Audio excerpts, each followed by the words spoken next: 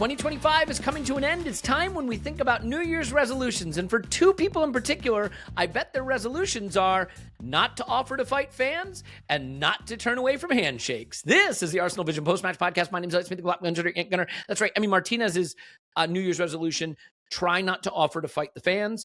Unai Emery's New Year's resolution, try not to turn down the post-match handshake. But to his credit, he was cold.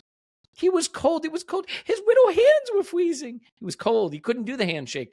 He waited for Mikel Arteta, is what he said. But unfortunately, and I don't know how he could have known this, there are lots of cameras at the Emirates pointed at the managers. He most certainly did not wait for Mikel Arteta. And if Mikel Arteta had never done the genius thing of taking the tunnel away from the tunnel area, we would never have had the glorious video of Emi Martinez being rattled. And as Drill once famously said, I'm not mad. Please do not put in the newspapers that I got mad. A really, really fun night. Didn't seem like it was going to be that way when the Rice news broke. Didn't seem like it was going to be that way with that first half performance necessarily, but it did end that way. A madcap game that had us producing one of our most dominant XG performances of the year, literally, until 90+2. At which point they hit the Uno reverse card. And I mean, I'm still mad that our XG numbers don't look as good as they should. That's how I'm wired. If you want to know how I'm doing, I hope you're doing great. I hope you're looking forward to a brand new 2026. I hope your 2025 brought you everything you wanted. And if it didn't, I hope that you fly into 2026 with the enthusiasm and optimism for a better year ahead. And I am sure from an Arsenal standpoint that you are feeling that way. I certainly am. I am excited to discuss a win over a team that has sort of become a hated rival in a weird way. And it's fun to win games. It's fun to win big games, but it's really fun to get big wins against teams you really dislike. It really is. And I do have to credit Mikel. We really hate Chelsea, and we put 5 past Chelsea. We really hate City, and we put 5 past City. We hate Spurs. We keep battering them. And we've come to hate Villa, and we put 4 past Villa. And so a lot of righted wrongs by Arsenal under Mikel over the years. I think he does a great job of getting the team up for these kinds of revenge narrative games, and this definitely had revenge. So there's a lot to cover here. I did do chicken noises in the instant reaction if you want to hear that. I don't know what else to tell you. I did chicken noises. If you want to know what that's about, you can use code RICE50 and get 50% off and hear me do chicken noises. So Happy New Year to you. Happy New Year to Tim. Hello, Tim. Hello there. I'd just say as well, I posted a picture. I don't know if you saw Emi Martinez, for some reason on his Instagram, decided to post an image of him being monstered by Gabriel with the kind of hashtag, elbow allow or something, which was liked. Elbow allow. Yeah, which was liked by Gabriel, which I've highlighted, and has literally just been liked by the mayor-elect of New York City. So on Twitter. Yeah, so there we go. We own, I said it last night, we own the streets, we own the culture. We had Dua Lipa there. I think Christopher Nolan was there. We got mayors, we got actors, we got producers, we got singers, we got them all. The prime minister. Yeah. I mean, I'm not going to wade into that territory. I am not aware of the political landscape of your island nation right now. Okay. Clive, Happy New Year. New Year. Hello. Yeah. Are you excited for 2025? Happy to have 2025 in the rearview mirror and 2026 ahead. How are you feeling? 2026. What could it be? Yeah, there we start to think about it. What could it be? I think I know some things that we are doing which look really good in the last 3 weeks or so, and also giving me a great holiday period. That's for sure. It's a tricky one. I think we're sort of in a race against time in 2026 for Arsenal. We have a lot we want to achieve. And look, I'm not trying to bring this to a negative place at the start of the pod, but I think we should at least acknowledge we have big things we need to achieve, and we need to be aware of trying to get that done before Skynet becomes self-aware in 2026. So we need to be assured that our AI overlords can hold off just long enough that we can win the treble, and then Skynet can become self-aware, and we can all live in the Terminator future we were promised. Okay. Already just a typical ArsenalVision podcast that we're dealing with. I guess, Tim, I want to start with the fun, and then we'll row back. This game ended with joy. This ended with Emi Martinez losing his rag. It ended with Unai Emery blanking Mikel Arteta for the handshake. It ended with 4 goals going in the Villa net. And I just want to kind of get your take on the release. We had talked for so long recently about where was the explosion going to come? We'd been putting up these big XG numbers. We'd been putting up good attacking performances, but the narrative that was being spun was that we were nervy and emotional and it couldn't be sustainable because the scoreline wasn't matching what I think the performances were showing. Meanwhile, on the other side of the ledger, you have a Villa team that, to their credit, won 11 in a row, and you cannot take that away from them. But they were doing it with a negative XG difference that suggested the luck had been going a little bit for them. And it really did feel like all of that regress to the mean. I know the data people say that's not what that means, but you allow it in one big moment. So we needed this. We needed the proof that the performances weren't just underlyings, they were overlyings. We got it. We had a fun finish. How joyous and needed was this for you? Yeah, it really was. It was a release. That is exactly the right word, particularly the second half, because there was obviously a lot of tension at half time. But I didn't feel as bad at half time as I think a lot of people did. But I think a lot of that was I didn't mind the first half in that I'm not saying Arsenal played well, but I think Villa pissed us off, like the crowd and the team, with the way that they were playing. And so it wasn't like I'd have probably felt differently if I was watching it at home. Like it felt like the crowd were involved in the game, not in the way that we'd ideally want to be, but like I felt very engaged and involved, and that probably has slightly jaundiced my impression of what the first half actually was. And the ones that really kind of worry me more are like the sleepy, we haven't created anything. And I know we didn't create a lot, but you know, we were just kind of sitting there going, oh, this is a bit lifeless and boring. But so I think the energy was already in the stadium. And I do think, and this is a theory a friend of mine and I have, is that sometimes the worst thing you can do away at a big team is time waste, because then you annoy the crowd and you bring the energy into the stadium. And I think there was a little bit of that. And I also think Arsenal were very brave in their approach in the second half. They doubled down on the high press. They saw that that's what Villa want you to do as well. And it's dangerous to do it against them. But Arsenal, where perhaps we've been a little bit anxious, a little bit cautious in recent games, we kind of went, no, we're going pedal to metal. We're committing to this. And so there was a lot of energy in the performance as well. And then, of course, there's the whole pantomime element. I don't think anyone in the ground clocked the Emery thing at all, but the Martinez thing was definitely kind of clocked and appreciated by everyone.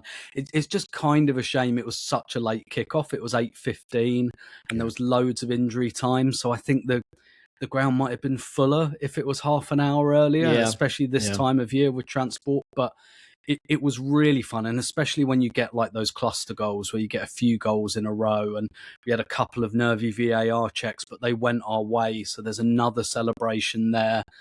And yeah, I think we needed that kind of explosion of pure pleasure, as it were.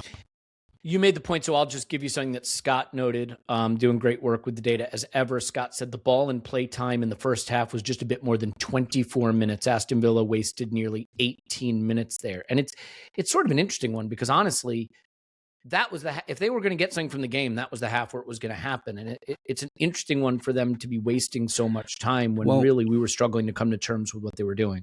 I mean, I always try and read a lot about the other team before we play them. And I've read all this stuff like they're the second best second half team in the Premier League this season, Arsenal first. All 5 of their Premier League away victories, they've come from behind. They have the most goals by substitutes. So there is an element to which Emery designs first halves like this, a bit slow, a bit control, and then go for them, use the bench, etc., etc. So I think there was a little bit of that. I think they probably detected that the crowd had been nervous at the Emirates, and, you know, just wanted to play on that a little bit. So I do kind of understand it. What I will say is Villa will know they've arrived when stuff like Emery not shaking Arteta's hand and the ball being in play 24 minutes, when all of that becomes a national discourse and Jamie Carragher and Gary Neville pretend it's a massive crisis that needs sorting in English football, then Villa will know they've arrived. Yeah, good point. Until then, no, afraid not. Clive, it's so nice to get a big result against a team that has caused us pain, against a manager that we have previous with. And I know there's a bit of a schism developing in the Arsenal fan base about how to feel about Unai Emery, but as you can tell from his reaction at full time, Unai has some big thoughts about this club and our manager. And I have been on record as not being someone who particularly cares for Unai Emery. Everyone is entitled to feel what they want, but I couldn't bear the thought of them pulling level with us, getting their 12th consecutive win, getting another win over Mikel Arteta, and at least a week, if not months, of discourse comparing those two and our two clubs. We needed a statement. We got it. How important was this? How emphatic do you feel it was? And, what were your emotions about what I think we needed and showed in this game, which is that we are the contenders and they are the pretenders.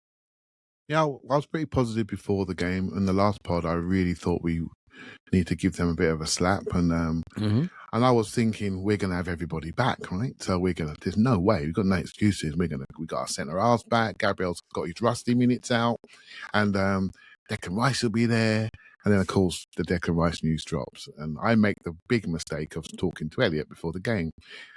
And that's not a good place to be, because I was completely fine with Declan Rice not playing. But then Elliot's got a way of making me feel a little bit more nervous, shall we say. Rattled. Right? So he was rattled. Everything that possibly gone wrong in our history then gets incorporated into a WhatsApp message. And by the time I get to the ground, I'm thinking we're going to lose 10-0, right? So that completely changed my view of the game. But I will say, we had a little WhatsApp joke, didn't we, on another channel with Andrew and James. I said, lads, remember, it's Victor Lindelof. Let's not get excited, right? And sometimes you need that little moment to look at their team, look at their bench. Then you look at our team, look at our bench, and you say to yourself, if we don't win, then we don't deserve to win anything. We are not the team we think we are. So we just need to hold that confidence and go out there and deliver. And we did. And it was a really good game tactically. I did enjoy this one alongside Bayern Munich from a tactical perspective, how they challenged us, particularly in the first half, how we set up and how we adjusted. I enjoyed the changes. I sometimes you connect to a game emotionally or tactically. I sort of got a tactical connection to this one. I don't know why. Maybe I only had one drink before the game, so I could see the movements. I could see the manager. I could see everything. Now I know what you've done. Great, and it changed things. But when it comes down to it, mate, first goals really matter, Elliot. And when we scored, it wasn't one of those that was coming. It was a highly competitive game. We scored first, and then we took over, right? So I loved it because I don't like Villa. Simple as that. Yeah, I wanted to start with the joy of it because there is a significant conversation to be had here about the first half, which is less joyful, and we have to get through that to get to the second half. So I think it is important to sort of diagnose what was going on in the first half and the adjustments that were made. I joked after the game that I want to liquefy whatever Mikel said at halftime, put it in a bottle and spray it all over my body because it's incredibly effective, whatever it was. I don't think we always necessarily appreciate the impact of constantly chopping and changing on teams trying to have a consistent tactical game plan. This time of the season, Mikel's already said you don't train the muscle, and because you don't train the muscle, you wind up with more injuries. But you also don't get as much time to prepare for games, and you certainly don't get time to prepare your plan when your major players show up unable to play 24 or 48 hours or 6 hours before game time. And so when you do lose a Declan Rice, that is a disruption. And now you have to adjust your entire game plan. And as great as it is to have Timber back and Gabby back, which was massive, you have Calafiori out. So now you're playing Nketiah, who had been playing at center back, at left back. That's a new position for him to play. And so your midfield structure is different. Your back four structure is different. And I don't know, in terms of midfield and back fours, I don't know if we played a consistent 7 in months. So it's just constant chopping and changing. And that is going to have an impact. And Tim, I think it's easy to say that Rice's absence can explain why we got run through in the first half. I think that's the easy answer. I think there is a more tactical answer that I'm interested in other than just we were missing the Ballon d'Or winner of 2026, which is that our press was not effective. it was not as compact as it needed to be. And we gave them room to run into and space to play balls into, and they beat it easily and ran through it time and time again. Onana, by the way, a big miss for them in the second half because he was running right through us. Morgan Rogers running right through us. And it was a really big worry. So how do you diagnose what was a very dicey, if not entire first half, certainly start to the first half that probably should have seen us go behind by at least one goal when Watkins missed a clear chance? Yeah, I mean, let's delve into what Aston Villa do. This is what they do. They play 4-2-2-2. They're one of the narrowest teams in the league. Actually, Michael Cox wrote a really good piece in The Athletic a week or two ago about how Man City have gone very narrow as well recently. And actually, they've started to do what Villa do, which is drag their wingers inside. And, you know, they bait the press and all of that, and they play through you. And what Arsenal did, like I said, was brave, but bravery is a very thin line to recklessness. And we committed to press them. And I think if you were looking at games where, I think the last game they lost, actually, but it might have been the last game they lost, but that they lost very badly, was at Anfield. And at Anfield, they did the short passing out from the back, as they always do. They like those wall passes to play through you. And Liverpool just went, not today. Not today. We're going to be all over you like a rash. Our players are better than your players. We will nick the ball off you. And they did that day. And actually, Villa kind of threw a couple in their own net.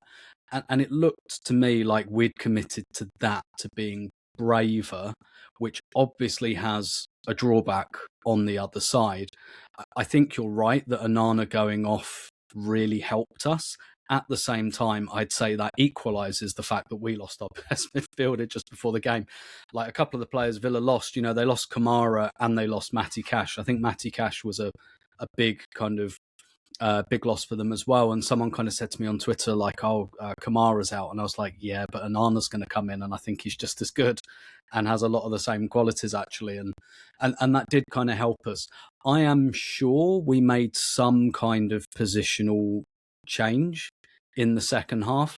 I didn't see it because, unlike Clive, I had 4.5 drinks before the game. I got you, Tim. Don't worry, mate. What was the positional change, Tim, that we brought on 3 Zubamendis and 2 Marinos? So my involvement in the game, my connection to the game was not tactical. It was shouting at Aston Villa to get on with it and making various gestures to Emi Martinez. That was how I connected to the game. Good man. I'm sure we did something. Losing Declan Rice, obviously a very, very big part of it. But ultimately, I think we just committed to that press. And you look at the second goal, and it could have lost us the game. Arguably, we lost the game at Villa Park by being a bit too transitional, bit too gung-ho.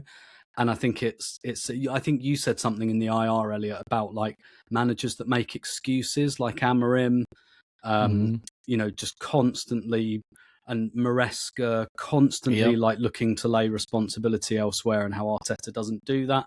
I think that also translated into the tactics. I think it was, okay, we've got Saliba and Gabriel back.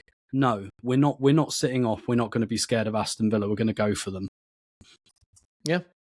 I mean, the interesting thing is, for me, watching it with the nerves of not knowing what the outcome was, obviously, it felt like a really poor first half where we were really under threat. Villa did have 3 shots total.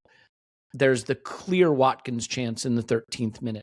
Other than that, they had, you know, a nothing chance from Watkins in the 17th minute from 50 yards out when he took a shot. I don't know situations they created that didn't necessarily always lead to shots. Well, yeah, that's where I was going to go with it. It was more the sense that they were having joy running through us than much that they created beyond the Ollie Watkins chance that he missed. I will say, though, that after the 18th minute, they didn't have another shot in the first half. It was 5 shots to 0 to end the half. And I'm not going to sit here and pretend we were good in the first half, but I do think the nerves contributed to it feeling worse, because I'm not used to seeing teams have space to just run through us. Saw it a bit in the last Villa game, saw it a bit in the Chelsea game before they went down to 10 men, and saw it a bit here again. So, Clive, given that we've seen it a few times, not just in this game, I'm curious, other than, again, just no Declan Rice, because to be fair, once Mikel Merino gets turned around, he's not going to chase anybody down, right? I mean, if Mikel Merino doesn't get it right in the moment of contact or his spacing right, he's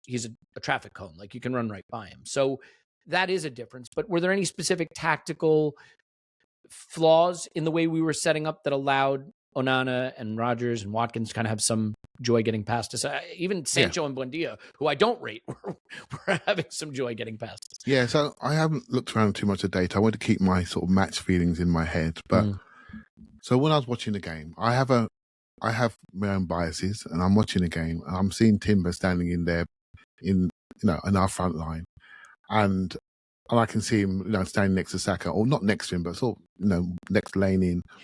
And I can see Odegaard and Zubamendi behind the ball, and they're trying to prompt play. And Marino's almost the first one forward, trying to be the counter press guy. So you've got Timber and Marino really sort of trying to be the counter pressers, trying to ring people in. Of course, if their bypass is not on Timber's side, they're now into space for Odegaard and Zubamendi, and that's not their key strength, right? So, and so I felt in the Villa away game, I've got the up about that game still, that our fullbacks were too high too early in that game, and it made it transitional. And we've gone and done it again. The difference this time, Hincapie was quite wide on occasions. Him and Trossard were swapping whether to go wide, on your side on the first half, Tim. Hincapie was a bit wide on occasion. I thought, he's going to cradle the team. Then I look up next time and he's inside and Trossard's wide. So they were rotating there on that time. But the key thing is for me, once they rat-a-tatted out of their sort of space, and what they were doing, they were jumping on us when we were going laterally across the box. They're jumping on us, taking the ball off us, robbing Gyokeres, robbing Saka and transitioning on us, and flipping into that right-back area where Timber was not there. So there was an injury midway through the first half. I don't know, it might have been to Onana, actually. Onana. It was Onana. Yep. Mm-hmm. And he goes over. Odegaard goes over, and they all go over. And immediately it changed. Odegaard was standing into the back line, and Timber was now standing in the space, ready to stop the counter press. My heart loved that straight away. Because if we haven't got Declan Rice, use your fullbacks to stop transitions. Don't make Odegaard do it. Don't make Marino do it on their own. They need to feel secure so they can gamble and nick it and steal it. But they don't need to think, well, actually, I can't go because if I go, there's no one behind me. And then, of course, what you get caught between two stools, and they were transitioning through. We don't see teams run through us very often, so we don't forget it when it happens. But let's not overplay it. Fortunately, Hincapie gets back. Fortunately, we got Gabriel and Saliba. Unfortunately, Ollie Watkins didn't have his GPS on. Right? So let's not overplay it. The key is adjusting to the games within the games, and we adjusted. In the second half now, also we got the goal, and that put a step into us. But the reason why I sort of gave Trossard my stock rising, and the reason why Saka stays on the pitch, is not for their attacking initially, it's to squeeze from the sides. And they squeezed from the side and did exactly what Tim was sort of saying. We went narrow. So when they played it into those areas, we got all around them, 2s, 3s, 4s, right, and then it's quickly 1 touch, 3, 4, back into the areas that cause them problems, dinking over the top. So I felt we were more aggressive from the sides to be alert to transitions, but also more aggressive in the centre. And now Zubamendi and Odegaard are playing a bit more as a pair, and Marino, because he had a booking, dropped sort of a bit behind them. Right? So we've now adjusted the whole thing. This is why football's so great. You have a picture, and I hear you talk about positions. It doesn't really matter, but how you control an area. And we controlled an area. And once we controlled it, in the second half, we went laterally across the box. And to make crosses like Trossard did, there was nobody near us. You know why? Because they're gasping. They're gasping for breath because we're attacking them. Suddenly, cross after cross, action after action, a total coaching masterclass. We got away when we were rubbish, we were nil, but then when we were on top, we buried them, and all these people saying Emery's better than Arteta, mate. I hope you wear that one. I never felt it. Emery's a good coach, but he's not a good manager. And we've got a very good manager at our club. Yeah, I mean, and one of the ways you can measure that, by the way, are the adjustments you make in a game, right? And this was a clinic in making the adjustments that you needed to make to win a game. There's only one manager who made the correct adjustments in this game. So, can I just ask you a quick question on something, Clive, that I'm starting to think about? Because pressing has been such an important part of how Arsenal got to where we are today. We talk about who we are out of possession, and pressing's been a big part of that. And I don't just mean sort of like the intense run around pressing. I mean, just the restriction of teams being able to progress the ball through us. I think there's a subtle change happening in the Premier League. I feel like, and I don't have the data in front of me, I'd have to look, teams are maybe pressing a little bit less because opposition managers have gotten better at game planning for how to get out from presses. More direct play, more long ball play, more keepers kicking long, more second ball type actions. And as a result, presses are getting punished a bit more. We saw that with City last season when they didn't have Rodri. Teams just cut through them like a hot knife through butter. And there's been an adjustment, as Tim was talking about, more narrower shapes, things like that. So do you see that evolution in the league generally? And for us in this game even, I thought we were so good pressing in the second half, but it's a really high risk, high reward strategy.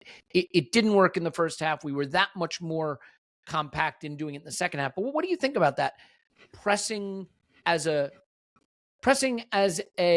trend in the Premier League and how it's evolving both league-wide and for us. Yeah, I think when you say pressing, I think there's different types of pressing, right? So, and so remember back in the day we got whooped by City and we were pressing right into their corner flag almost, and they'd go long over top of our team that was now stretched out, and Haaland would run in and score, right? That type of aggressive press where Odegaard +1 would lead us in a 4-4-2, and he would shoot off, and we'd all go in behind him, right? So Arsenal are known for being a zonal or man-to-man, and we can switch from which one we want to go to. I'm seeing a lot more zonal type presses, where you're forcing someone to take a risk, to pass the ball into a player. You're looking for a trigger to say, if you pass it to that player, we're going to go. We're going to jump on, and continually jump on. So I feel the pressing is a little more strategic rather than a high press front, the front two running around. I think we're waiting a lot more zonally, to wait to then go. And then we jump on people and crowd. Not just Arsenal. I see this across the league now. The words in my mind all the time, Elliot, one of the words you gave to me, football's far more attritional now. Energy is important. How can you force people into risk and to make mistakes? When do you almost, you fall asleep, you con you're asleep, and then you go bang, bang, bang, bang, and you're really aggressive, right? And it's who calls that? I see it's a lot more now, and I'm trying to get better at the pressing, watching at pressing, but I do think there are different styles of pressing. In this game, there was one bit where they just stood off us in 3 narrow, and they were all marked. The goalkeeper held it. He held it. Steve runs into the right back spot. Tim, on your side, coming towards the north bank. He runs into right back on the diagonal, receives it on diagonal, and he's completely out. He's like, he waited till they thought he was in one place, then he jumps forward 10 yards, he's completely out on the right back, like a right winger, and he runs 20, 30 yards. It's about breaking the schemes. And I think Arsenal schemes are pretty good. It's all about working as a group to get around the ball. I think there are so many layers to pressing now compared to what it was, Elliot, in the Odegaard 4-4-2 pressing days. You see what I mean? Yeah, I do. Tim, do you want to add anything to that, or should we move on? Let's move on. Okay.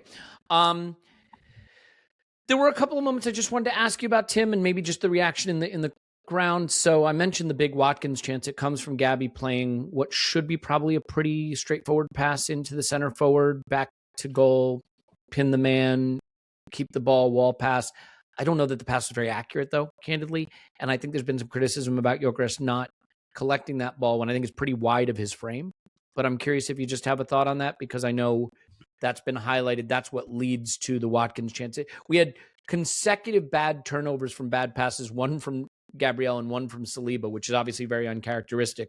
But it does feel like when Arsenal have struggled recently, it has been just really sloppy giveaways at the back that allow teams to come onto us very quickly. So do you have a thought on that particular turnover there in the pass in Gyokeres? Yeah, I think, first of all, that plays right into Villa's hands. I could see it unfolding. Like, I could see, like, the pass was so telegraphed.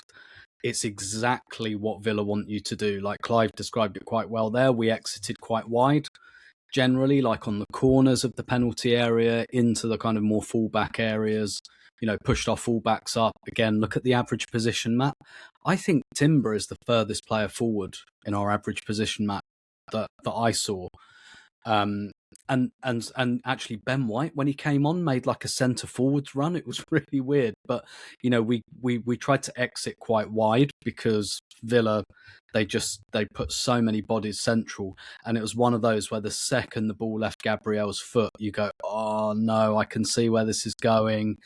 And Gyokeres at the moment is just not good enough in that situation. I mean, to be fair to him, I think maybe in another couple of months, he'll, the muscle memory will be Premier League defender, will be in my shorts imminently, and I'm quite a big guy and I should be able to hold him off, but I don't think that's there yet. So it wasn't great hold-up play, but like Villa set traps, and that was a bit like watching Scooby-Doo or something, and it's like, no, don't go into the abandoned amusement park, you idiot. That's kind of what it felt like. Don't go into the shed filled with axes hanging from the ceiling. That's not the place to go. I guess on the flip side of that, there was a chance for Gyokeres. And again, you talk about dividing opinion. I take notes as I watch because my memory is just notoriously crap. So if I don't take notes, I forget everything. Leo, who we'll come on to, curled in an in-swinger for Gyokeres, whose diving header was wide. I had this as a really good job by him to get across his man, make that move across the face of goal. And for a guy who was not known for his heading, did he score a headed goal for Sporting? There was some outrageous stat, like he did, wasn't it? Or something stupid, something like that, out of his 400 goals. But he did get across his man. He did get good contact. The header is just wide and just over. The reverse view of it, you see it just go past the angle of post and bar. So I don't think it's a bad header, but I know some people feel that, a striker should have that finish in their arsenal. So what did you make of that big moment? No, for me, both his headers, actually, for me, and again, maybe, this is like damning with faint praise and all of that. It probably is that I think that's kind of where we are. And I don't think there's a big problem with that when a player's trying to build up confidence. For me, there were two headers in the first half, and I wasn't delighted, but I was happy with that. He's getting chances, like he's posting up in the area and he's getting headers on goal. I'm with you. The one that goes a bit closer, I'm with you. He's really good to get across his man. It's quite unfortunate, but like, what on earth else do you want him to do? Maybe the first one, yeah, maybe I can see Erling Haaland sticking that away, no problems. But for me, I was like, okay, like Gyokeres getting shots. I never had the impression that his all-round game would be brilliant, but it's like, get shots in the area, I always said, and I got a lot of flack for this because it was clipped up, but I said I saw him as a tool in the toolbox, right? Yeah. I didn't think he had the all-round game to become like the Arsenal striker, but it's a profile we don't have, it's qualities we don't have that we will be able to use at certain times. And for me, that's like, get in the box, be a pain in the arse, get shots. And so the fact that he had two like decent headers in the first half, I was happy. I was like, keep doing that and you will score. You will score goals, like, because he can finish. We know he can finish.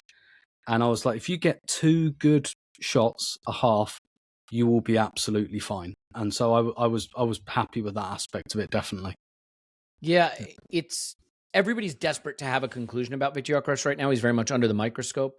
I don't know that Victor Gyokeres is a big talking point in this game, frankly. Certainly not negatively, and maybe not even positively. This game was about other things. Yeah, go ahead. I was just going to say, I'm definitely with you, but Gabby Jesus scoring with his first touch, the guy I was sitting with went, I bet Gyokeres is like kind of not physically, but like mentally, his face has just fallen into his lap and gone, oh, for God's sake. Yeah. Look, we're going to have a big conversation about striker because Kai is back. He didn't play in this game, but he's back, and it was great to see him on the bench. And Jesus scores that beautiful goal after having had a couple of really encouraging chances recently that just didn't quite finish.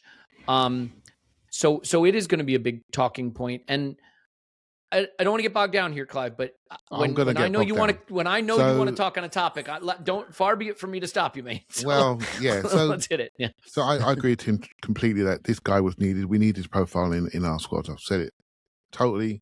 He was never going to be our Haaland, in my opinion, because we had Kai Havertz, who I thought was our best centre forward. I can say that loud now and don't get stick because he's got better every month he doesn't play. But let's be honest, right? He's barely played this season. I say the second squad he's been in, Kai Havertz, and Gabriel Jesus has scored his first goal in nearly a calendar year. So we needed a centre forward because the others haven't been here. And so do we take the risk on a young player or do we take the risk on an adult? We took a risk on an adult who can be part of this group. Now we have a couple of 26 and 27-year-olds and 28-year-olds, and they're not going to all stay. Like, that's the truth of it, right? So if we were able to build a squad with normal fitness, we'd have bought that kid from Porto, Samu, and nurtured a young player in behind two players, Jesus and Havertz, because they're fit and ready and available and scoring goals. But they weren't scoring goals, missing chances and injured. So we got a centre forward who had attributes that the other centre forwards don't have. If you look at this player in that regard, we all want him to do better. By the way, Elliot, he looks heavy-footed at the moment out there on occasions. But he's starting to move across people now that he did in those two headers. In the second half, we don't get that corner without him holding that ball up, and he's starting to have value. Now, you can say I'm squinting, and maybe I am, but I know we've got two others that are pretty good, that know the Arsenal system in the background. This problem is far smaller than it was 6 weeks ago when Jesus was nowhere near the pitch and Kai Havertz was nowhere near the pitch. They're both now in the squad. We don't have a problem.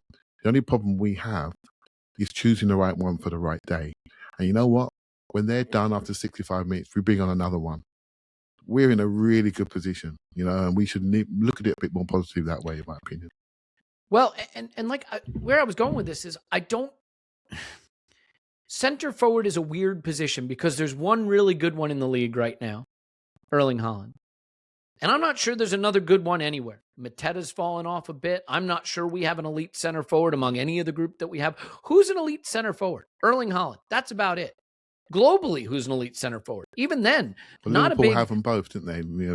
In Ekatike and Isak. One's on the treatment table for months. And one's young, right? He's having a good period at the moment, but he's doing well, but he's very young. And Liverpool are 13 points off the top. So kudos to them for their fantastic summer that they won the window. But to me, the game is about wide players right now. It's why Manchester City are about to sign Antoine Semenyo. And it's why we hang so much hope on Bukayo Saka. What's interesting about this, Tim, is it was not the Bukayo Saka game. It was the Leo Trossard game. And I do think, as much as I believe in Bukayo Saka and I believe in his stardom, I believe that a team needs to be able to win games and win games emphatically if that player is somewhat off their best. And this game in the first half was much more left-sided than you ever usually see it. And Leo responded. I think he was our best player in the first half in many ways, created some dangerous moves. You could see him starting to fizzle and pop a little bit. And then in the second half, he just went from strength to strength. He was key. He scored a gorgeous goal. He provided the assist to Jesus for his goal with a lovely run down the wing. And I have to say, I think of Martinelli as our sprinter, right? Because he is. But Leo has enough acceleration. You know what I mean? You don't have to be blazing. You just can't be slow. And he can run hard enough, fast enough in a straight line to maintain his edge. Bournemouth, what was the name of their player? Odegaard. Yeah. Bournemouth, thank you. I mean, come on. He had him on toast at times. He has a little bit of trickery. Leo plays angry, like he's got a chip on his shoulder. And, he's just really in great form. And I think it's so great when you see a meritocracy in football because we got a lot of guys that would think, I have a chance to play off the left. Martinelli has been in really good form lately, looked really sharp. Eberechi Eze was expensively acquired, and he was one of the players of the season in the league last season. Those guys want to play off the left. Nani Madueke probably thinks, hey, I did great in the Champions League. Can I get a chance off the left? Leo has made that shirt his. So in a game where it wasn't Bukayo Saka lifting us, how important was it that we got this Leo performance to really maybe replace a little bit of what we missed in Saka? Yeah, definitely. I think with Trossard, I think there's an element to which probably the competition has fired him a little bit. Like you said, he kind of plays angry. I think he's really the type of person. Again, I always go back to that Ramsdale interview just after he signed, and he said, I know people are looking at Trossard as a good depth signing. That is not how Trossard views himself. He's come here to take a shirt. I think you make a good point there about, so Villa, Matty Cash is suspended for this game, and they don't really have another right back. They have a right back who's a kid who hasn't played yet this season, and they've got a midfielder who can play at right back, and they play the midfielder who can play at right back. So obviously we focus on that side. In the ordinary run of things, if we rewind to August and you tell me all of Arsenal's wide players are fit and we're going to play an Aston Villa team who don't have their first choice right back and we're going to aim for that right back, I'm thinking Madueke's playing because he's a take-on demon. Eza's playing because he'll roast him alive. Martinelli's playing because he'll run him. The great thing about Trossard that I think you've just kind of described there, he does everything. And that is, it's kind of funny, when we bought him, we were told he was a versatile player, and he is. He is the most versatile footballer I've ever seen. But we think of versatility in terms of positions, and at Brighton, he played a bit up front. He played both sides. He played wing back for Brighton under Graham Potter. For Arsenal, he's pretty much always on the left, but how he does that changes. And it's because he can do all of those things. Technically, he's very good. He can get the beating of a fullback because he's so two-footed. He can dummy a fullback because he'll switch back onto his left foot. And, you know, the fullback isn't thinking, oh, he's not going to cross on his left foot, is he? Because he will. And he's fast enough. Go and look at a goal he scores, I think 2 seasons ago at home to Liverpool. I think he came on as a sub, and it's a Martinelli-style goal. He just burns down the left and smashes it in. Like, he does everything, basically. And I think he's such a survivor in this team for that reason, that whatever the game plan is, whatever the opponent is, whoever Arsenal are missing, whatever Arsenal need in an attacking sense, Trossard can provide it. Whereas I think maybe our other profiles of attackers all have a specialism, if you know what I mean. And I do worry a little bit about that. And I've said this before about like the big swings, the big divergences between our players in attack. It's a luxury problem, but it can be a problem. The thing with Trossard is he does it all. And I think that's why he's such a survivor in this team. Like, what would you say his specialism is? I mean, probably finishing. He strikes a ball very well. But like, he's not, you know, he just does everything very, very well, basically. Took the left-sided corners too, which I'm sure in Mikel's mind was something he wanted to think about. Our set pieces are important, as we'll talk about momentarily. So that's important. And I think kudos to Mikel Arteta, by the way. When we kept Granit Xhaka one more season, there were a lot of idiots like me that was like, that's a mistake. We need to move him on. We need to keep going forward. That extra Granit Xhaka season propelled us to be title contenders sooner than anyone expected, and he was brilliant. Mikel Arteta, this summer, what would I have thought? It's time to move Leo on. Let's really go for a left winger. You know, this is our chance to move him. Don't want to lose him for free. What did we do instead? We gave him a raise. Didn't have to. Could have just kept him. Didn't just keep him. Gave him a raise. And what did we get out of him? We got out of him a performance that says, I'm going to make this shirt mine, and is a critical piece of a season that has us top of 2 tables. So sometimes man management isn't just about what the Moneyball approach says is the right way to build a squad. It's about understanding what you have in the players you have and what you think you can still get out of them. And I think he's been very, very good at understanding that. So kudos to Leo. Kudos to Mikel. And look, it was a quiet Saka game. You don't notice those as much when other players step up, like Martin Odegaard, who we'll come on to in a moment. Before we come on to Martin Odegaard, just very quickly on this, Clive, having Gabby back is so important in so many ways. But we used to say the thing that made Bukayo special, not used to say, we still say, but the thing that makes Bukayo special is he'd do the first thing that got us that opening goal. Paul's been talking a lot lately about the importance of first goals and our record when we do score the first goal. And it is so important for so many reasons, tactically and psychologically. But Gabby has become one of those guys too. And I mean, you could see it. Our set pieces with him, our set pieces without him. He's just impossible to handle. And this is the quintessential example of being too brave, too big, too strong. He just stands there. He's getting his shirt pulled. He's getting harried and harassed. He could have turned around and mixed it up. He could have thrown himself to the floor. He could have done any number of things. He obviously swung a vicious elbow. Emmy's lucky to be alive. But he doesn't do any of those things. And Emmy winds up looking like a moron. Saka puts in a good delivery, and it's an opening goal. So thoughts on having Gabby back and that immediate psychological warfare of having this player in the box for set pieces that you just simply cannot deal with? Yeah, just quickly on Trossard. I okay. think the wage increase has maybe given him a level of psychological importance in the dressing room because he is a talker now. He's a talker, he's a leader, he's a tactical leader in the team. And he feels like on a par rather than a broken soldier coming from Brighton after he's fallen out with the club. We nick him on a bargain and put him on a low wage, lower than Reece Nelson. Now he's getting an adult's wage and basically he's playing like one. And again, the biggest surprise of the season for me, because if he'd have gone in the summer, I wasn't worried, and actually without him, I say it a million times, where would we be? Where would we be without Big Gabby, right? And so we're talking like, this set piece thing. I'm telling you, mate, it's sustainable. It is sustainable. One thing I can see from my seat is I sit right over the corner flag and I can see the quality of these deliveries. And this is sustainable because deliveries are top class from multiple players. Odegaard, Trossard, Madueke's taking corners now. Saka's taking corners. We went to Anfield, didn't have a left-footed corner because Saka was out. And Declan Rice he's going to score soon, any minute, And I thought the Brighton goal did go directly in from my seat. So it's going to happen really, really quickly. And Big Gabby's on the end of them. And the other teams are just petrified. Just petrified of him. And that's in the English Premier League. When we go into Europe, they've got no chance of stopping him. Absolutely no chance because they've got no one like him in their leagues. So we've got a real joker card here in this set piece thing. And the only one who can stop him is Nkapie, who tried to step on his hand and break it. I did see that clip actually. And so, I said last night in the IR, he's positioned now. I mean, when he was playing against Watkins, who did really well, he was fighting him. He was pushing him off the ball.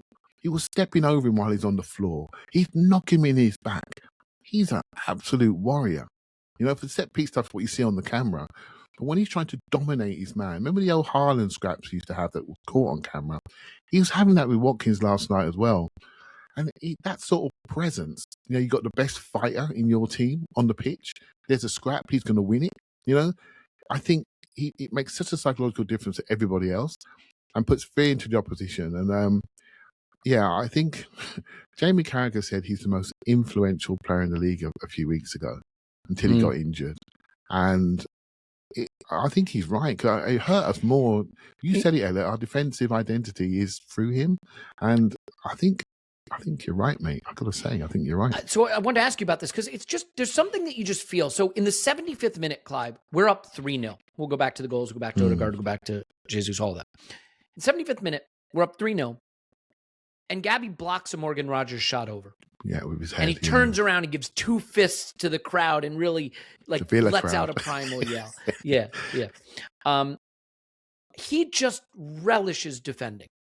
And I do think that when he's out, and granted, it's easy to draw narratives and correlation isn't causation. And when you're playing Nkapie at center back and White and Timber, and it's all switched all the time, I get it. But we seem to have an enthusiasm for defending when he's there versus a fear of defending when he's not there. I do want to give Saliba credit, by the way. I know it would have been offside, but that ball he takes off the toe of Morgan Rogers, he takes that ball off. So again, it would have been offside, but it's that enthusiasm for defending and the energy for defending. I think, Gabby, we often talk about keepers, how keepers can transmit something to the defenders in front of them and create a sense of calm versus the keepers that make you feel like everything's going to fly in your net, like Manuel Almunia, for example.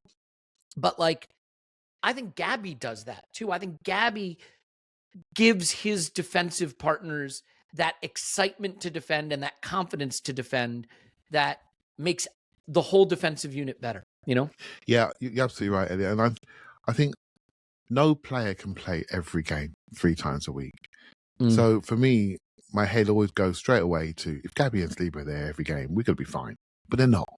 We've seen this year that both of them have been out at critical times, sometimes on real short notice that really surprise us. Villa Park away, for example. And so what do you do when you're trying to replace people like that? I think you need to have a sense of aura. And this is my big thing. You've got young Mosquera, who's got a bit of physical aura about him, but he's new to the league. Calafiori's next man up after Gabriel as a centre-back. He has the aura, he has the size, he has the presence, he can start our attacks. Nkapie is much more of an aggressive, tracking defender that's quite front-footed. He can obviously play centre-back. Looks like a wide centre-back to me. But for me, he's an excellent fullback. So I'd switch that profile around. So we always have that aura, and we have to protect Big Gabby. Because in that Sunderland game, he was flagging. And he got injured thereafter. And we've got to see this coming. Saka's had a couple of flagging games. We've got to predict it and sit them. Because we have the squad. Don't have to play people when they're flagging. Get them sat down so they don't get injured, and we can go from there. So I'd like to see that change happen in our team, because Big Gabby can't play every minute, and we need him when it counts. Yeah. What a player. He just has a joy for doing what he does that transmits to everybody. I love watching him. I think he is such a special talent, but such a likable character in our team. I think it's time to talk about... Not by the opposition. No, not by the opposition. Not at all. Emi Martinez, I'm not mad. Please don't put in the paper that I got mad. Let's talk about some brands, and then let's talk about Martin Odegaard.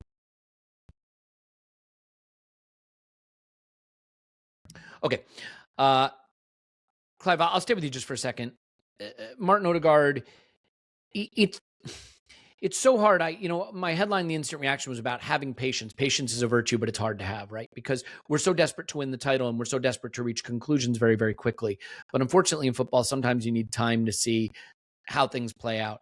And I think Martin Odegaard has started to get back to the kind of fitness where he's not just bringing the ball up in midfield. He's making challenges. He's winning the ball high up the pitch. He's then showing the same energy to have the output in the final third that he has to bring the ball up in the middle third. And the quintessential moment in this game for me with Martin Odegaard is very simple. It's the Zubamendi goal, because he wins the ball back. He carries the ball through the middle. He makes that pass that I don't think we've seen that from him for a while. That pass that only he can see, that only he can play, and Zubamendi's finish is beautiful. And the midfield in the second half really, really came to the fore. Both Zubamendi and Odegaard were sensational in the second half. But I want to talk Martin Odegaard, because this is the level that we know he has. And if he can stay at this level, boy, oh boy, are we going to be very tough to beat, because he was incredible. Yeah, he was peerless. So when he first came back, I was critical of him because I felt he stood on Saka's toes for the entire game, and we got run through the middle. And I thought, we don't need to do this anymore. We got other people who can do this. In the last two games in particular, he's been a lot more central, and he's been a lot more left and right. He's been an all-phase midfielder. He put in left foot crosses. He's tackling, and Elliot, I tell you now, he's starting to sprint to the ball, win races, and win duels. And this is like he's doing everything. He's completely all round. He started the game a little bit lower, went higher, still effective. Left foot cross into the box, I think led to one of the goals once it bounced down. I just thought he was absolutely excellent. He's almost, him and Zubamendi almost became like a pair, and that to me was exactly what they weren't. At Villa away, Zubamendi got substituted because they couldn't blend. And so here we are a few weeks later. If I made a mistake, and I'll put my hands out, if the criticism is loud, the apology should be just as loud. We assume that Martin Odegaard will just come back in form. And we do not give him any time to get back to form. And in the last two games, he's hit form. The sound of his foot on the ball when he's taking his shots is powerful again. His crosses are not going to near post, they're going to the back post. He's switching his crosses. You know that little dinky cross he does? He's now, the one he did to Trossard in the first half, fades it out there. So he's putting pace on his crosses. He's like he's read every single tweet in the world and changed everything. Literally, he just got the bounce back, Elliot. And so yeah, his power's back. This is pre-ankle injury Odegaard. That's what we're talking about. Power. Here. I think the word power is the one word, you nailed it for me, that is back in his game in a really substantial way. It's the power. And so he struggled with that ankle injury, and we lost him power-wise, completely. He was there as a comfort, but the power in his game now, the running has more zest to it. You can't miss it. Honestly, if you're not seeing it, and you'll say, oh, he holds onto the ball too long, honestly, rubbish. You got to see the beneath there, and all the movements are back, all the mechanics are back, the power's back. We just need to see him, Rice and Zubamendi play. If they can find a role for each other, then wow, we're going to have something really, really special. Yeah, it's just like all of a sudden he's rediscovered the. I want to be careful I say this because I don't want to just fall into narrative. It's so easy to use the word confidence, and the word confidence is often used as a replacement for having any actual observation on what changed. But there is an urgency to his final third play rather than just wanting to keep possession and keep it ticking over. There is an urgency about what he's doing. There was even a pass, right at the beginning of the game. The first thing that happens, 2 minutes in, we're set across their back five. Our players are all right on the shoulder of the last defender, and Leo is leaning. And what does he do? He hits a ball firmly over the back line to Leo. It's too hard hit, and it goes begging. But it's not a recycled pass out to here and out to here. It is an urgency to create that final moment. He had a toe poke in the box from a high turnover. Zubamendi wins the ball. It's worked to Odegaard. He's inside the box, and he toe pokes it and nearly finds the corner. He was pulling out all the little tricks and flicks. He had a powerful curled shot from the right channel that just went over. There's an urgency to make it happen. He did have one of the funniest moments of the game where he's on the counter again, feeds it to Nkapie, and Nkapie just falls down. It was like you hit the wrong combination of buttons in FIFA. It was like a FIFA glitch, and he just fell over. I felt bad for him in that moment, but it was such a well-rounded performance. And I joked really because everybody was melting down over the Rice news pre-match, melting down. And you know what? I get it. We need a big win. It's a big game we want to win, and our best player is out. So I posted. This was right before kickoff. I said, we're only about 3 hours away from the was Rice holding Arsenal back think pieces. So journalists out there, if you want a think piece, there you go. But really the understanding between Norgaard and Odegaard in this guy, I'll come to him in a moment, but Zubamendi and Odegaard in this game, Tim, was also especially brilliant to see. And the license to drop and go and the way they interacted with each other for the goal is sensational. It's a beautiful finish from Zubamendi, but I really think Zubamendi's superpower is knowing when to go and when not to. He really gets it. He doesn't rely on his athleticism. He relies on his intellect to know when to press up, and he's really good at that. And then he knows when not to. And he and Odegaard had a great understanding of that in the second half. That goal is picture book stuff. It's perfect. Yeah, absolutely. You could see this coming from Odegaard. You can see that the neurons are firing again. I think we really saw it. Started to see it at Everton and Brighton, and a friend of mine actually kind of commandeered me in the concourse at Everton away, Lee, and he said, "Tell Clive to lay off Odegaard. Tell him to lay off Odegaard." So he's going to be delighted with that section. I only say what I see, Tim. Can I stop? I'm going to stop you for 1 second because I'm just going to say this. We do 6 pods a week. We talk about what we see with Arsenal. And the one thing I want to be clear about is we don't talk about Arsenal to be right. We talk about Arsenal to try to have good, thoughtful conversations and analyze what we're seeing. Sometimes things are going to change that are going to update our priors and update our analysis. Sometimes the things we say are just going to prove wrong. For example, I don't think this was a good Saka game. It happens. If he scores a hat trick in the next game, I'll be delighted. Does that mean I'm in the mud? Ha, ha, ha. You got it wrong. No, I don't think it was a good Saka game. I'm telling you what I see.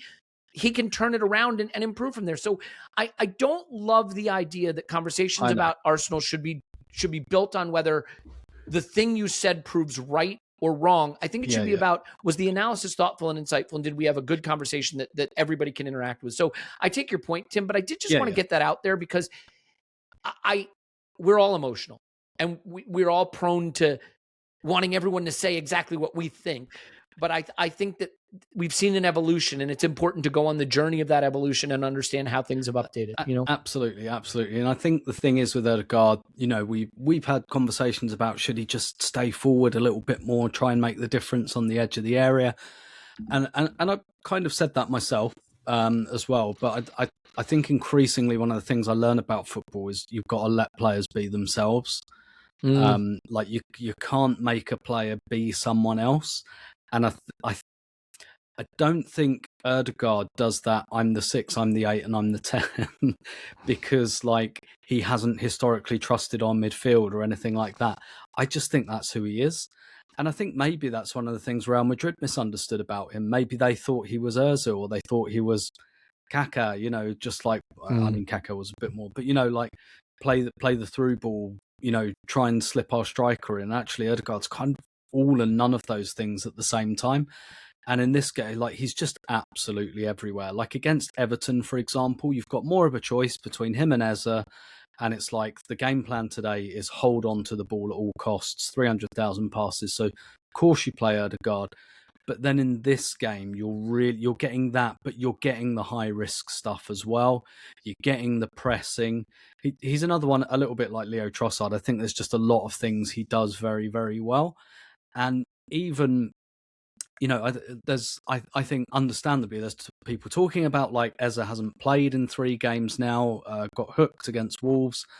And I don't doubt he's got stuff to learn about, out of possession play. It maybe reminds me a bit of when City picked up Jack Grealish, and it took him a year to learn to play in a Pep Guardiola team and not play hero football for Aston Villa. And that will either sort itself out or it won't. I tend to think it probably will. But like, I think the simpler, the TLDR of Eze not getting on is Odegaard's playing too well, and he's playing so well that we don't even want to sub him. He's not even coming off. Like Zubamendi doesn't come off in this game. Now we were slightly restricted subs wise because like Gabriel, they clearly wanted to get him off at 3-0. Timber went down. He clearly needed to come off. Marino could have been sent off. Let's face it, probably should have been. So he had to come off. He should have been. There's stuff like that was restricted, but like Odegaard's playing every minute, and that is, I've always said it, that is the only language that matters. Like if you want to know what a manager thinks of a player and a player's current form, look at the minutes played, and Odegaard's playing every minute again, even though there's other people dying to take that shirt off him, which wasn't the case a year or 2 ago. Yeah, and it's so interesting how this evolved in the second half, Clive, because as good as Odegaard was, I thought Zubamendi was as good. But we found another string to our bow in this game, because Norgaard came on and Zubamendi moved to the 8, or what we nominally would consider the 8. Norgaard sat a little deeper. Zubamendi was playing on the piston, as you would say, in more of a Rice type role with closer to Odegaard. And he was brilliant there. And I think finding Norgaard in that way and having confidence to use Norgaard in that way really gives us a lot of more opportunity to see the full expression of what this midfield can be, and maybe a little more confidence not to have to play Rice 90 minutes every game.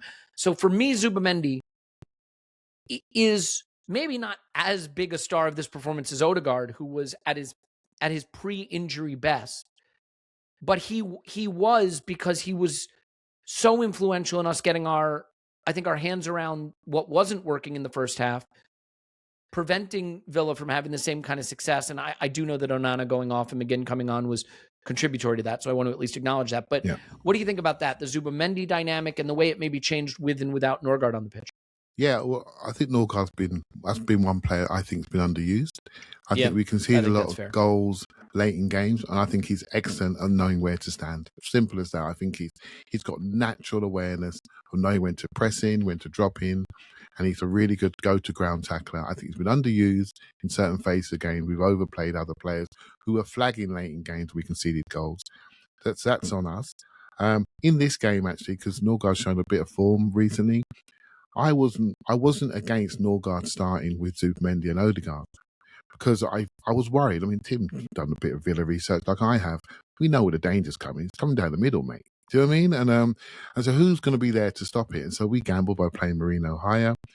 But I think Marino's showing signs of fatigue in the last couple of games. You know, when we played Villa away, he played centre forward because he was the most formed player in our team. He's hit a flat spot. You know, I think he's on the edge at the moment. So again, you've got to recognise this and go another way. I think your view of Zubamendi, Elliot, to be honest, he's always been a 6'8", an all-round midfielder, mate, and that's who he is, and that's why I love the double pivot of him and Rice, because they're both 6'8s that can really affect all phases of the game, all different areas. They can defend in their box. Look at his aerial duels. Look at his defensive numbers. But they can also score goals. They've both scored goals this year. So he's not a true standstill 6 like what maybe Norgaard is. He's far more multi-phase. Left foot cross away in Europe. Who's it against again in Europe? The left foot cross from Madueke, is it Bruges? Back post by the corner flag on his wrong foot, dinked it to the far post. What number 6 is doing that? You just scored a headed goal against Forest. You What know, about this game? Driving up the left side for Jesus' goal. He's driving up the left side to give it to Leo after having an amazing ball recovery deep. Then he gets to the left and he drives up the left side. mate, this is one of. I said it when we scouted him. Could be the most important signing Arteta's made. You know, I really feel that he's 26. That's an old man position.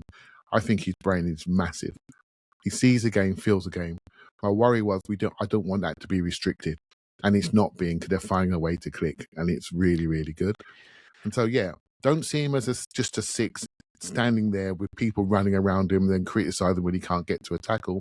That for me should never be how we play, regardless of who's standing there, because I don't like that vulnerability. But as soon as he's got people around him, as soon as he can go and feel the game, I think his brain is huge. And that goal you scored is, if he had the Spain top on, it's exactly the same things he's doing for Spain. He's in the box and scoring. So, top player, top. It was the La Real midfield, and they all delivered. On Martin Zubamendi, Mikel said, I've mentioned a lot of times that it's a position that is very, very difficult to make an impact, and in the manner he's done so early, so credit to him.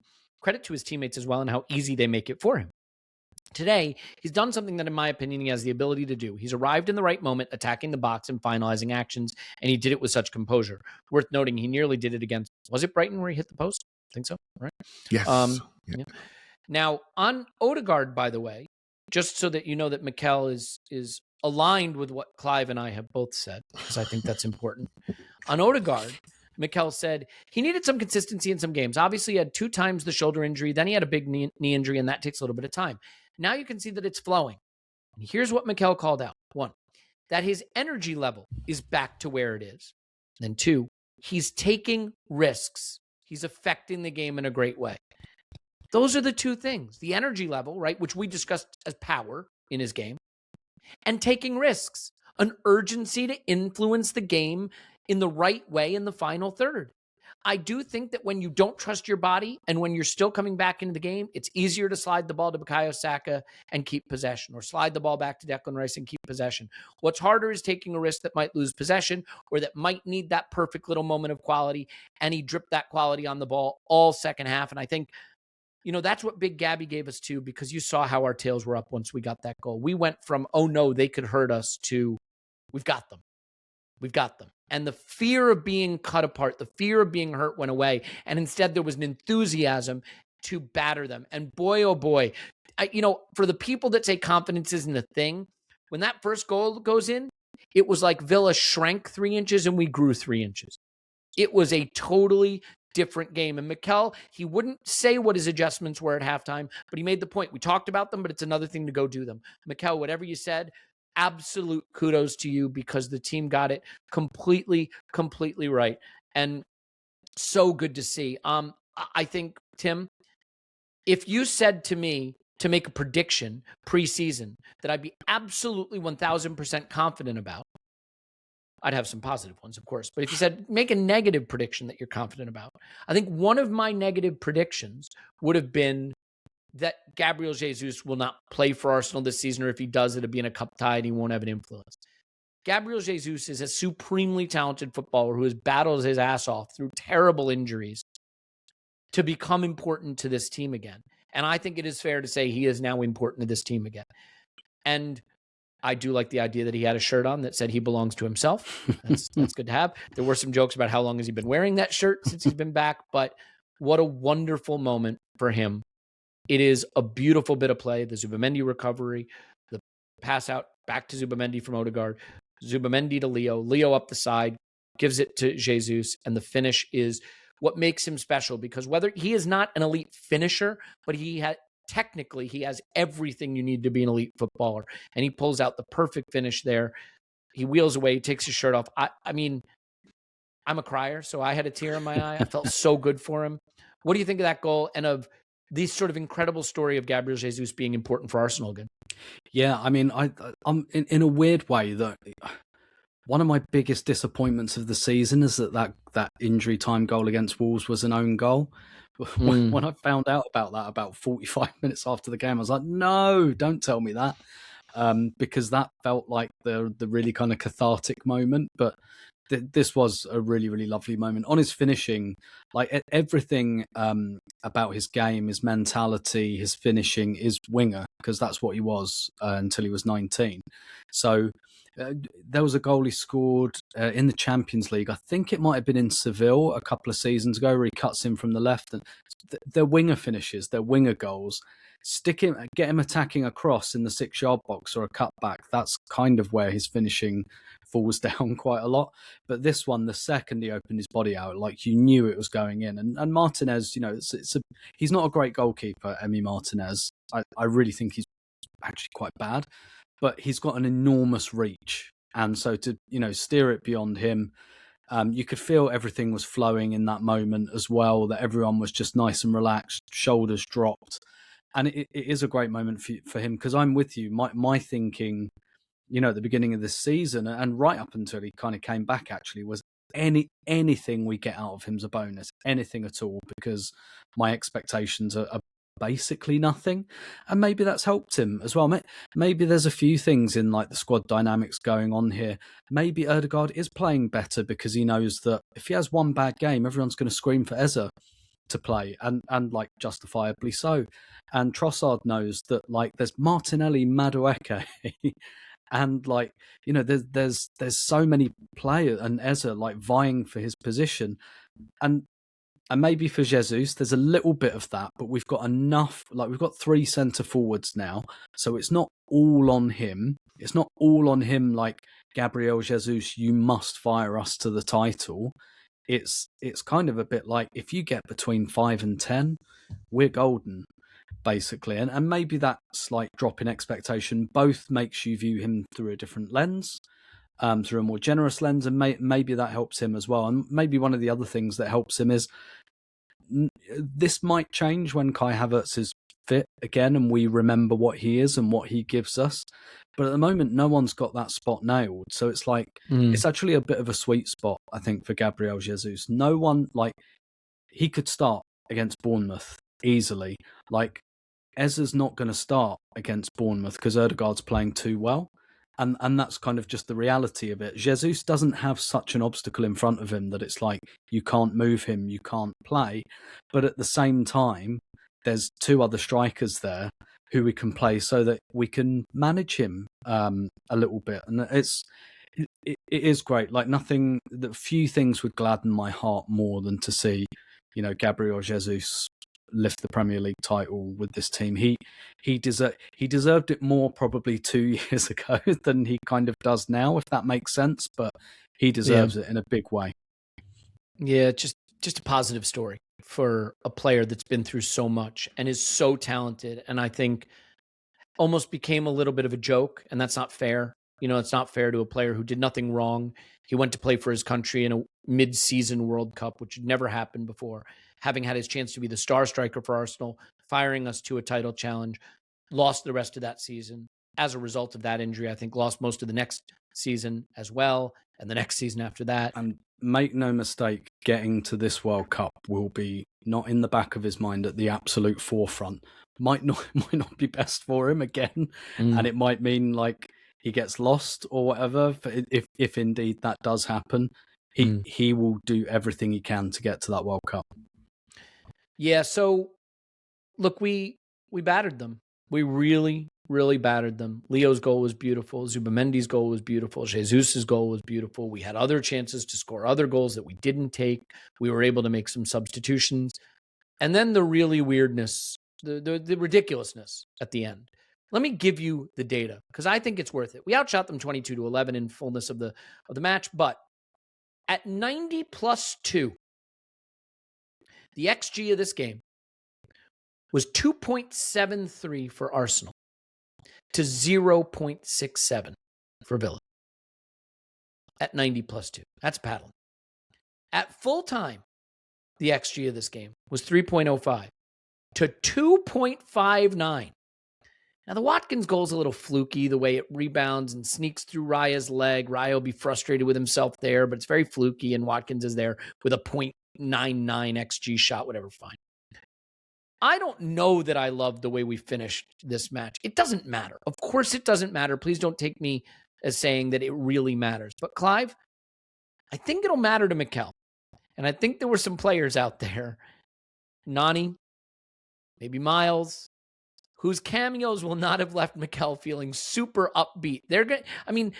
Does Mikel strike you as the kind of guy who says, 4-0, I don't care how the game finishes? He doesn't strike me as that kind of guy. So do you have any thoughts on losing the clean sheet, which is a little annoying? Would have gone level with City on goal difference, by the way. Losing our XG allowed numbers, which nerds like me care about. But anything about the last few minutes of that game and some of the sub cameos that you think have any value in discussing, or does it not matter when you have a 4-0 lead? I think that the big thing is that Big Gabby wasn't on the pitch, right? And that's it, right? He's the defensive leader, I think. And whoever we put there is not going to be quite as strong in the same way. And I think we start to track people differently. I think we become fullback defenders rather than central defenders. And things happen from there on that goal. He got a bit lucky, actually, because Steve tackled him and it sort of deflected and it goes through Raya's legs and then it goes in. And it wasn't great. And Miles on the back post having a cigarette when he should have been maybe inside a little bit more. You know, you think someone's going to get it. You think goalkeeper's going to pick it up. So you stand still. Next minute, it bounces to your man. You think, oh, bloody hell. Do you know what I mean? It just happens in football. And when you're falling up, that concentration goes a little bit. I don't want to look too deeply into that. I think Madueke played very well in Belgium. Looked like our best player in that game. You know, and some of these players, they want to play. And when they don't play, sometimes you get an indifferent performance. But they have to learn. We're trying to push each other to something really, really big, and I think they are. I think I'll keep looking at the players. I keep looking for people being angry, Elliot. Do you know what I mean? Let's see if there's something happening. Gyokeres and Havertz and Jesus hugging each other after the game. You know, there's completely together. There's no dramas there. Do you see what I mean? There's just no drama. So I don't think I should be looking any harder than that. If they can manage it, all we care about is can we get enough energetic players on the pitch focused for long enough? And let's not have podcasts about overplaying people to injury. You know, can we be brave?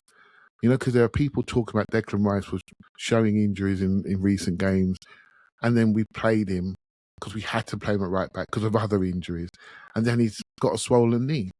Right? We don't want to lose that player. No chance. That can't happen. You know, so I think that's where I am with it. Just you have to roll with the fact we're going to see a lot of people playing. You know, hopefully 15 players every game. Hopefully, and we're lucky enough that we've got a quality that we can do that. Yeah, and look, I think there are, for maybe like a Friday Night Clive episode or a midweek nothing's happening episode, some conversations about some players around the fringes of this squad that might be interesting, but for right now, that's just not a priority. What I will say, and we talked about this before we even started recording, it is going to get interesting. We presume that we're always going to have injuries because we become quite fatalistic about that. And we may, but we also may not. There was no room for Ethan Nwaneri in the squad in this game. Declan Rice is supposedly in contention to be back for Bournemouth. And assuming nothing else changes, that means one more player who was on the bench in this game will not make the squad. You're looking at a Miles or an Norgaard or an Eza who currently isn't getting any minutes, not being in the squad. And then there's other players to come back. And pretty soon, players who regard themselves as significant first-team players who were acquired expensively and paid handsomely, not making the squad. So I think what we can say is that the squad is in a position right now where go win the league and the Champions League this season, because I don't know that this size of squad is sustainable. Now, you can say it's sustainable if you're constantly suffering mega injury crises. Sure, that's possible. I will note that Mikel in his pre-match press conference basically said, we're Arsenal. We have to be looking in the market in January. For me, that's the only answer he can give. I don't think it's true. I really don't think it's true. No matter how much you love transfers and you think it would be great to get a transfer. Where the hell are you putting them? There's a chance you buy a player in January that literally doesn't make match day squad, right? Or you're suddenly putting £68 million Eberechi Eza out of the squad on match day. So I think the inn is full. I know we're fatalistic about injuries, but let's not be. Let's accept that maybe the team can get relatively fit, and suddenly the biggest problem we have is deciding who gets in the squad. Because that's what we need. I mean, ultimately, teams that are injury struck constantly don't win things. So let's not be that team. That would be my solution. Tim, I think is a final thing here. We're not going to, by the way, we're not going to preview the Bournemouth game really. So we'll probably do a Friday Night Clive this week and talk about that. Clive didn't know that, but we're doing it. So come join us. Rice50 is the code, half off the first month.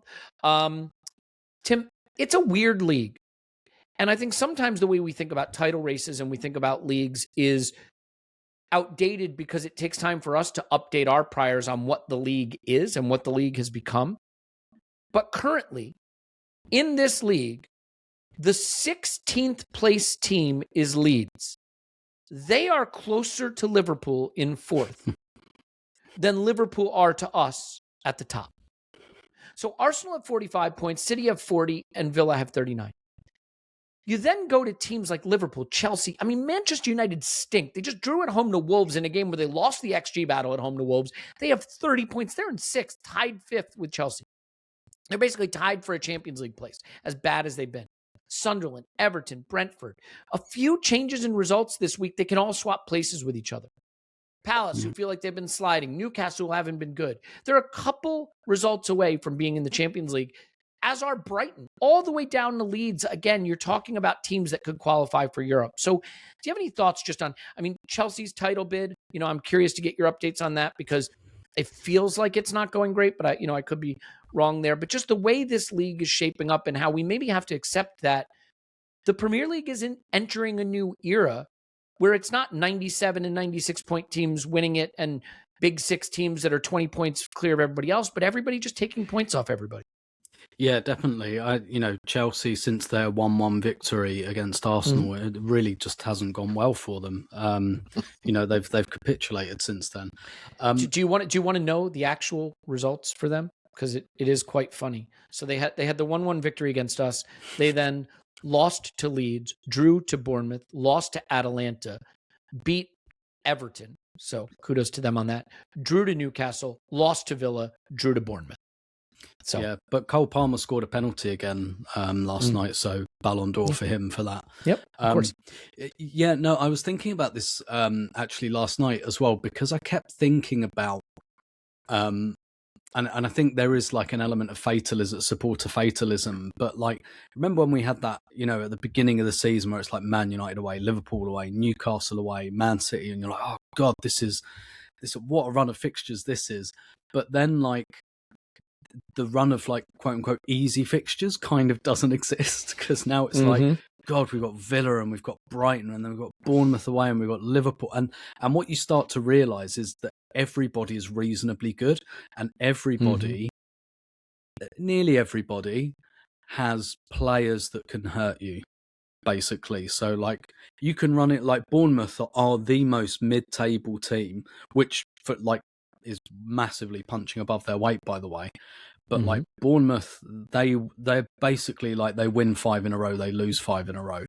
Their delta between home and away is wild, like absolutely wild. But you get them on a day when Semenyo's on it, they continue. And pretty much every team can do that. And I was thinking to myself, what are these easy fixtures? Well, we just had one of them 2 weeks ago, and it wasn't easy, and it was one of the most traumatizing days of the season when we got Wolves at home and probably West Ham at home, and we've had that one as well. So as much as, a big part of my brain is like, we've got like a lot of the kind of really tough away games out of the way, but then I was like, what are the easy away games? Because, and again, it might just be because I'm emotionally involved, but I look at the fixture list. I'm not looking at Bournemouth and going, that'll be easy. I think, God, that's going to be like, there's no fixture coming up I'm looking at and go, like Nottingham Forest away. I'm not looking at that thinking, oh, that'll be a piece of piss. Like, it won't be. So there is like, I think you're right. I think the quality of the league is probably congesting a little bit. I think that's probably a good kind of outcome for PSR as well, as much as people kind of complain about it. It means that like someone like Newcastle just haven't been able to run away and be the new Man City. I think Villa have been helped by PSR because I think they make loads of stupid vanity signings. I think Emery's very bad in the transfer market. I think he's a good coach, bad in the market, and this summer they couldn't buy anyone because of PSR. I think it's massively benefited them because he's just gone back to being a coach. And so I think there's little bits and pieces. And you look back on the review of the year, you know, Crystal Palace won the FA Cup. Even Spurs won something this year. Like that's kind of how crazy things have gotten. So it does feel like, you know, the Premier League is kind of equalising quite a lot around the middle. And I do think a lot of that is because nearly every team has a player that if we didn't have 500 players, I'd take, you know, like I kind of don't want anyone because I think we're overstocked, but like I could go through every Premier League team, maybe other than Wolves, and I could say I'd take that player Spurs. if we needed a player. Well, yeah, of course. If we needed a player in that position, I'd take that player, and I think that I think that's been really good for the league. So obviously they've now changed the financial rules again because we can't have that, and we can't have Crystal Palace winning the FA Cup and stuff like that. Yeah, it's such an interesting table if you really sit and look at it, because as bad as Spurs have been, if they beat Brentford, they're 2 points off the Champions League. I laughed at Clive, which I almost never do, but I allow it every once in a while, when he predicted Manchester United to finish 4th.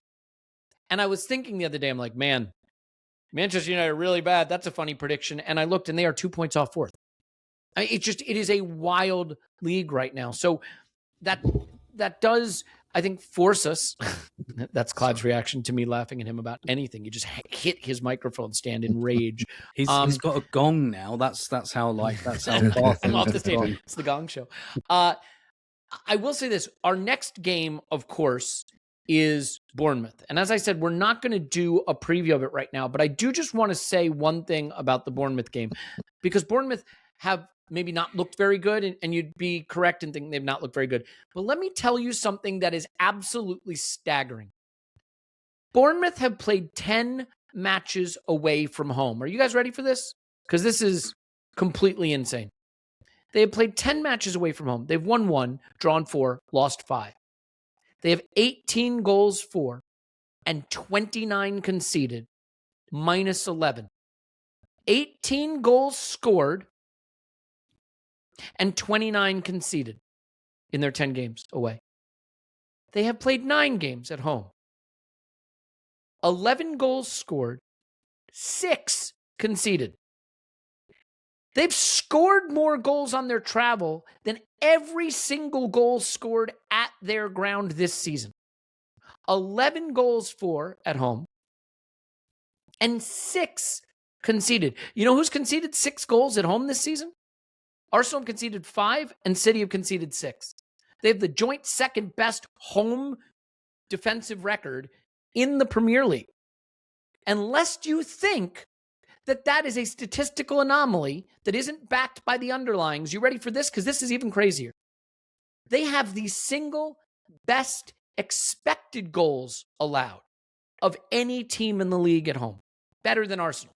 Now, I want to caveat, that's because we just shipped almost 3 expected goals in stoppage time against Villa, which really screws those numbers up, and I hate it. But so, Clive, it's a very weird one, because I look at Bournemouth, they haven't necessarily looked very good, but then you look at them at home, and they've been incredibly difficult to score against at home, and that isn't always our strong suit. So any quick thoughts on that? Yeah, well, we've now got the boost of a statement win against Aston Villa at home, right? Where people have now got a little bit more trust and belief in us, and we have to just keep rolling on. Elliot. I think we could be due a little bit of rotation. You know, I'd like to see it. You know, maybe Tim's got Eze and Odegaard sort of comparing each other, but I don't mind seeing Eze off the left. Just and give Trossard a break, who's been unbelievable. I didn't think he had 90 minutes in him after the Brighton game where he got booted about. Do you know what I mean? And was it the Brighton or Palace game? Which one it was now? He got booted about. I thought he hasn't got any more in him, and he's gone out and done 90 and was even better. You know, so I looked at the fixed list just now. Between January the 3rd and February the 3rd, we have 10 games, including Liverpool, Manchester United, Inter Milan, and Chelsea twice. So when we talk about squads and people not in squad, let's see how we go, shall we? Let's see how we go. That's a lot of football. And we're lucky we've got a Carrot Almighty in there and a Portsmouth in there. We got where we can do some really big changes and really give people breaks. This is going to be the month of rotation, rest, and picking the right team for the right occasion. And we got a great chance, and we are set up for it more than anybody else. There's no one that can do what we can do squad-wise. We got to make the most use of it, and that is something I think we're going to be talking about for the next 4 or 5 weeks. If some listener, yeah, go ahead. Sorry, I was just going to say on Bournemouth as well. I think one of the reasons they're so good at home. I know this kind of tight pitch thing's a bit of a myth because the pitch is all pretty much the same size, doesn't it?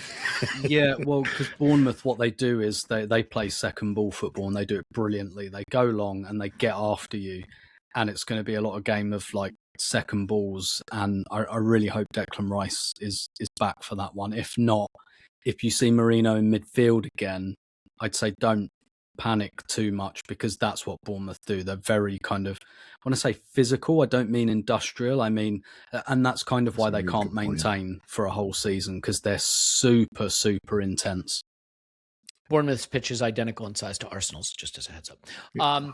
If a listener doesn't cut up Clive calling them Carrot Almighty and come up with a shield for Carrot Almighty, then we're not doing our jobs. Carrot Almighty. I love it. And I will just mention 2 XG against Everton, 3 XG against Brighton, 3 XG against Villa. And the goals finally poured in. And maybe, just maybe, that side of our play, which has been searching around a little bit. We did get over 3 XG against Bayern, coming into shape. There's players back. I think the hardest thing for Mikel at this moment is just deciding who to give games to.